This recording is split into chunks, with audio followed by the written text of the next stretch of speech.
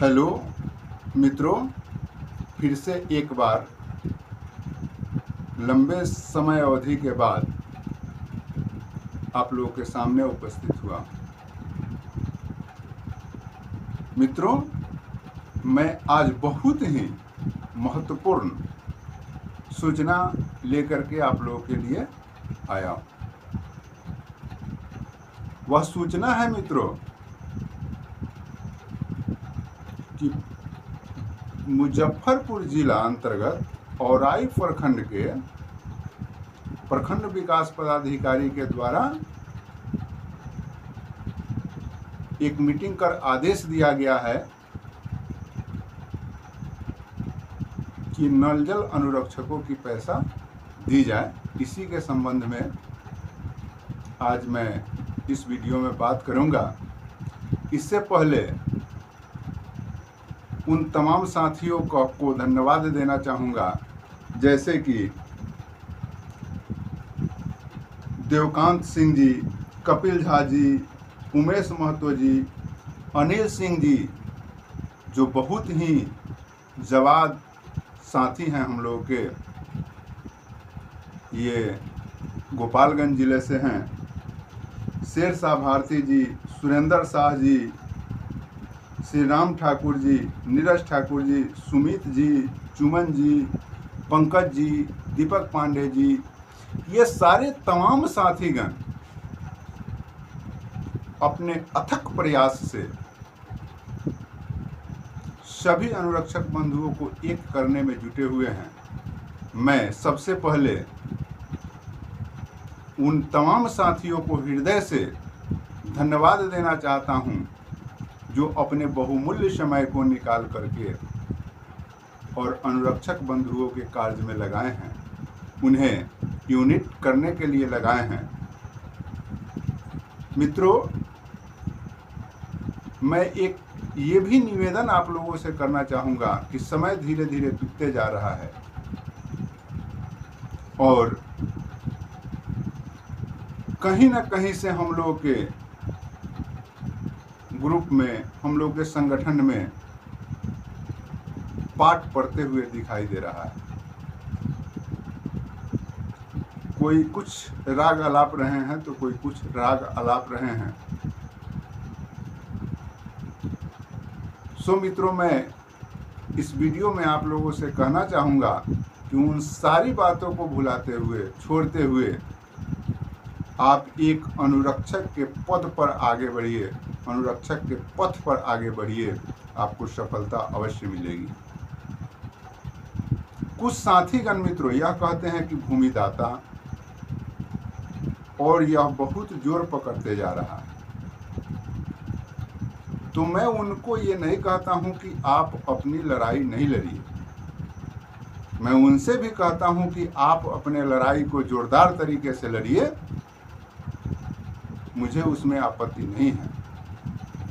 लेकिन इसी के साथ मैं तमाम अनुरक्षक बंधुओं से कहना चाहूँगा कि जो भूमि दिए हैं और अनुरक्षक बने हैं,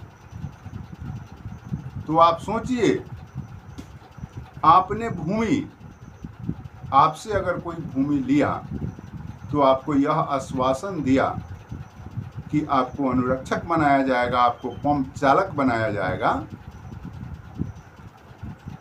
तो जब ऑलरेडी आप अनुरक्षक बन गए हैं, तो फिर भूमि की मुआवजा की बात कहाँ से आती है? हाँ, जो साथी से भूमि लिया गया और वो अनुरक्षक नहीं बन सके, उनके लिए ये चीज़ है कि वो भूमिदाता की बात आगे बढ़ावे। लेकिन जो साथी भूमि दिए और अनुरक्षक बन गए, उन्हें भूमि की बात चलाने की कोई आवश्यकता नहीं है। और जब वो अनुरक्षक बन गए, उनसे भूमि इसी नाम पर लिया गया कि आपको अनुरक्षक बनाया जाएगा, तो वो अनुरक्षक भविष्य तक कैसे बने रहे, इस बात की आपको लड़ाई लड़नी चाहिए। और इस बात की लड़ाई होनी चाहिए कि हम अनुरक्षक हैं, हमें तनख्वाह मिले, हम अनुरक्षक हैं, हमें अस्थायीकरण किया जाए। इस बात की लड़ाई होनी चाहिए। और मित्रों, मैं फिर से इस वीडियो में एक निवेदन करना चाहूँगा तमाम अनुरक्षक बंधुओं से कि यति शीघ्र आप लोग सभी प्रखंड में अनुरक्षकों की ग्रुप जरूर बना लीजिए, व्हाट्सएप ग्रुप जरूर बना लीजिए, सभी प्रखंड में अनुरक्षकों की मीटिंग जरूर कर लीजिए। अगर आप ऐसा नहीं करते हैं तो कहीं ना कहीं से जब लड़ाई की बात आएगी तो आप पीछे छूट जाइएगा। तो चलिए, यह सारी बातें तो मैंने बहुत सारे वीडियो में कहा है कि आप ग्रुप बनाइए, और कोई भी समस्या आपको यह महसूस होता है तो मैं इस YouTube चैनल पर, मेरा YouTube चैनल भागीरथ ठाकुर के नाम से है, और मैं इस YouTube चैनल पर आपके तमाम समस्याओं का हल बतलाया है। आप वहां जाइएगा, किसी न किसी वीडियो में जो भी आपके अंदर इच्छा हो कि यह सवाल है वह सवाल है, उस सवाल का जवाब किसी न किसी वीडियो में दिया गया है। सो मित्रों, आप लोग एक मजबूती से आगे बढ़ें, यह मेरा निवेदन है, और इस वीडियो को ज़्यादा से ज़्यादा लाइक और शेयर सब्सक्राइब करें, यह मेरा निवेदन है। और अब मैं बतलाता हूं कि मुजफ्फरपुर जिला अंतर्गत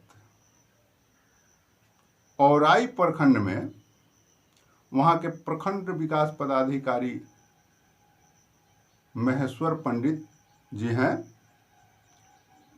और उन्होंने एक पंचायत सचिवों का बैठक करके और यह आदेश पारित किया है कि तुरंत जो पैसा अनुरक्षकों के लिए आया है उसका पेमेंट करने का प्रबंध करें, और जिस जिस नल जल में बिजली बिल बकाया है वो अनुक्षरण रख रखाव के लिए, जो नल जल रख रखाव के लिए जो पैसा आया है वो भी पैसा तुरंत पेमेंट करें कि बिजली बिल उससे भुगतान हो सके।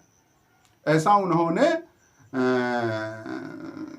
सारे पंचायत सचिवों की बैठक करके ऐसा निर्देश पारित उन्होंने किया है। सो मित्रों, जब एक प्रखंड में कहीं ना कहीं से सरकार का आदेश जब होता है डीएम साहब को, और डीएम साहब का जब चिट्ठी आता है तभी प्रखंड विकास पदाधिकारी किसी निष्कर्ष पर पहुंचते हैं। तो ये अनुरक्षकों के लिए शुभ संकेत है कि कहीं ना कहीं से सरकार की चिट्ठी आई है कि अनुरक्षकों का पैसा पेमेंट किया जाए। अब सवाल उठता है कि कहीं कहीं यह बात कहा जाता है कि भाई अनुरक्षक की बहाली तो हुआ ही नहीं, अनुरक्षक का बहाली कौन कर दिया।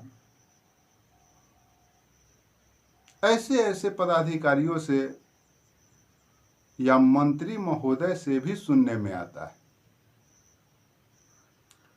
तो उनके लिए मित्रों मैं एक चिट्ठी इस वीडियो के कॉम्बिनेशन में डाला हूं, जो पूर्व का चिट्ठी है, और डीएम साहब ने स्पष्ट रूपेण आदेश दिए थे कि अनुरक्षकों का पेमेंट किया जाए। वह चिट्ठी मैं ऑलरेडी कॉम्बिनेशन में डाल दिया।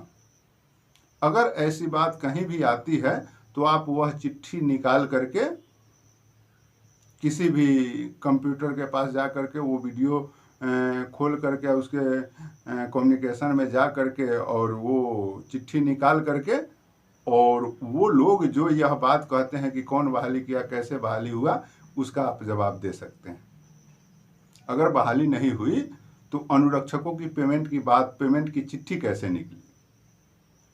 तो ये सब बगलियाने का कहीं ना कहीं से प्रबंध हो रहा है, कहीं ना कहीं से यह जुगाड़ बैठाया जा रहा है। जो अनुरक्षकों के पक्ष में कानून है, हाई कोर्ट ने भी जो वार्ड सचिव का फैसला हुआ था उसमें स्पष्ट लिखा था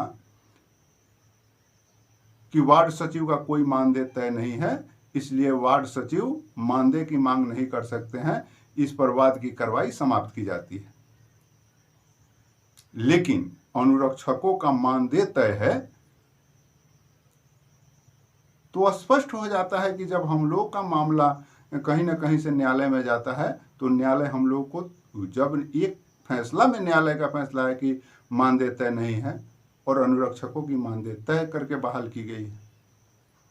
सो मित्रों, केवल आप लोग को यूनिटी बना करके रखना है, लड़ाई कहीं से आपको कमजोर नहीं होगा।